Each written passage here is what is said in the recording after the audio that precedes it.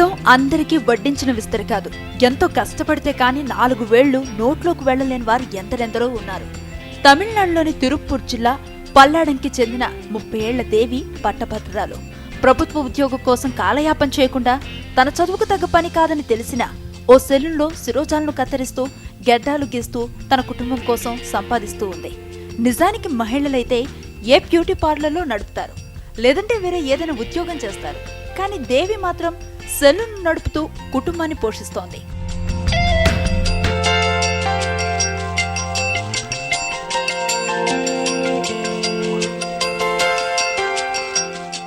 ఇప్పుడు ఆమె నడుపుతున్న సెలూన్ నిజానికి ఆమె తండ్రిది. అతను షుగర్ వ్యాధికి గురి కావడంతో మంచం పట్టాడు. తనతో కుటుంబ పోషణ కష్టమైంది.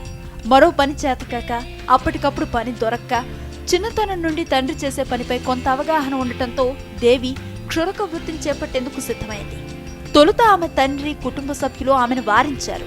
ఇల్లు గడిచే మరో మార్గం లేనందున బంధుమిత్రులు చెప్పినా వినకుండా తండ్రి సెలూన్ని కొనసాగించడానికే ఆమె నిర్ణయం తీసుకుంది.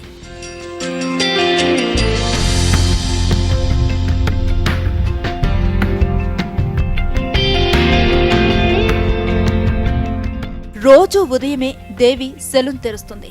మొదట్లో ఆమె దగ్గర జుట్టు కత్తిరింపు చేసుకోవటానికి, గెడ్డం గీయించుకోవటానికి పురుషులు సిగ్గుపడేవారు.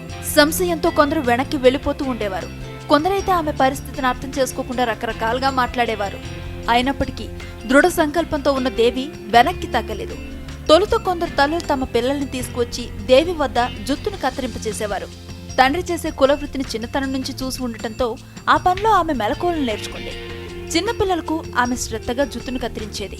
అది చూసి తల్లులు సంతృప్తిని వ్యక్తం చేసేవారు. అలా కొన్నాళ్లు గడిచిన తర్వాత పెద్దవాళ్లు కూడా ఆమె సెలూన్కి రావటం మొదలుపెట్టారు.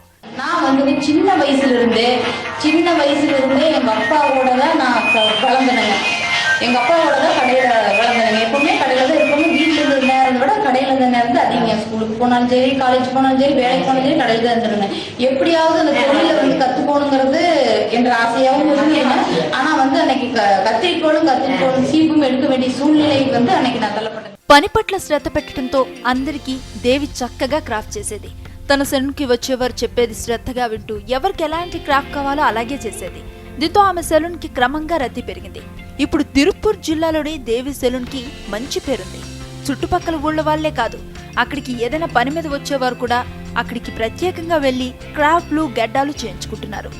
తాను నమ్మిన వృత్తి తన కుటుంబాన్ని ఆదుకుందని, సెలూన్లో పనిచేయడానికి మహిళలు సిగ్గుపడక్కర్లేదని దేవి చెబుతోంది.